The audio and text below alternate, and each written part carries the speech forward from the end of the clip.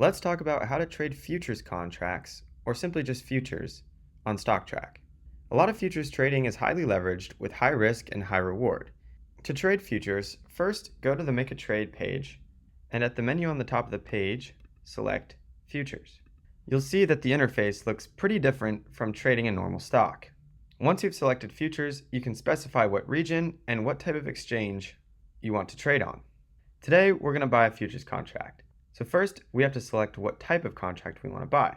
You can do that by selecting this menu. You can trade on futures contracts for indices, currencies, petroleum, metals, and all these other options below.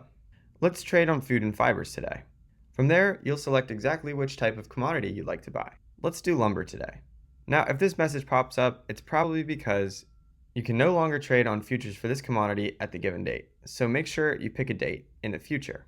Let's go for May of 2023. Now, once you've selected your contract, your commodity, and your futures contract date, scroll down below to look at your quote.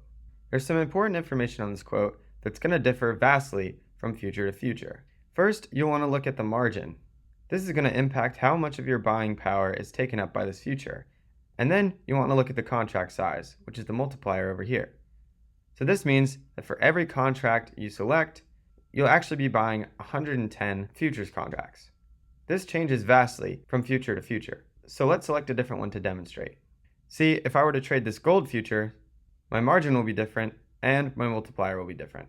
Again, this multiplier here means that for every future I select up here, I'm actually purchasing that number of contracts times whatever the multiplier is. So in this case, it would be 400 contracts. So if I'm happy with this order, then I can select Review Order.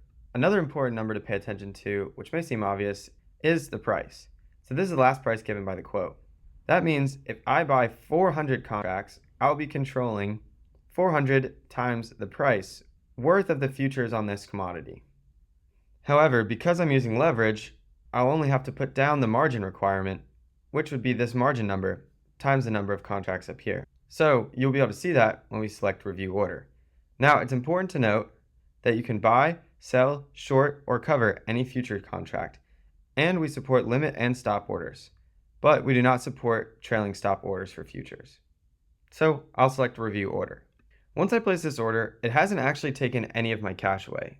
Instead, what it does is it puts a margin on my buying power, which is going to be this number here. And that amount of money is going to be set aside for my buying power that I can't use for anything else while I'm holding this future. But my cash balance itself will not go away. When I actually go to sell my future, that's when the cash transaction takes place. And then I will either make or lose cash depending on if the value of this futures contract went up or down while I was holding it. So I'll go ahead and place my order.